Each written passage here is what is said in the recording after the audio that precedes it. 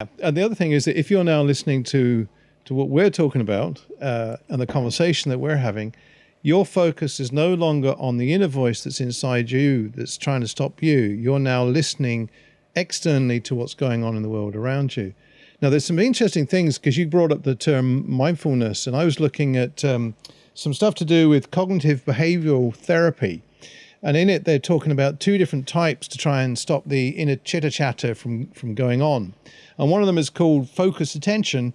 And that is that kind of breathing idea where you focus on your breathing. And when you get those internal chatterbox suddenly kind of going on again, you focus on the actual breathing process. And that's called focus attention. I'm going to have to remember to breathe through sentences, and actually, I think... Yeah, absolutely, because we don't have any passing out on the middle of the show. I've learned to breathe in and out and talk at the same time, so that's what Irish do. We can talk while exhaling and inhaling.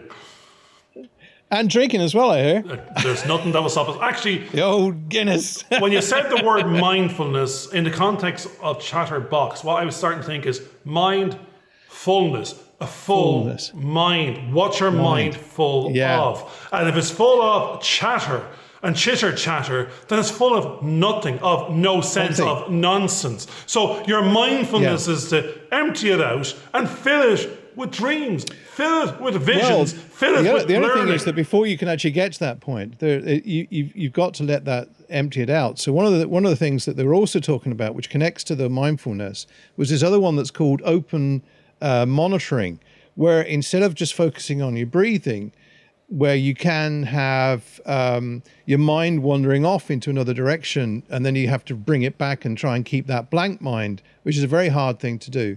The open monitoring idea is that basically you actually stop and try to become more objective and look at what's going on in your mind and letting them just go out and just ignoring them. Actually, one of the things that I used to do was that when I used to get thoughts I didn't quite like, I actually thought of them as a sheet of paper. And what I actually did with a sheet of paper was literally... write them down. Or rip the paper up. It's get them out.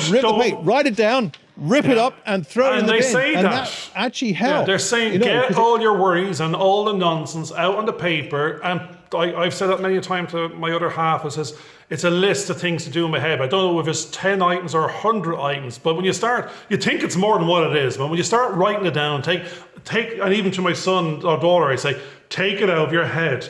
Write them down. Put them into little groups. They suddenly start clustering under different headings. That's all housework. That's all schoolwork. Well, this is actually game playing. You might find they're thinking about playing games the whole time and no housework or no study. So it's to try and get things that back to what we were talking about in one of our last podcasts, which is get the chitter chatter out, write it down, prioritize it, give it a weighting, and you might find a bunch of it's nonsense, some of it needs to be done, but now it's out of here, and now you're saying, what am I going to replace it with? Do what it says on the tin, follow and share.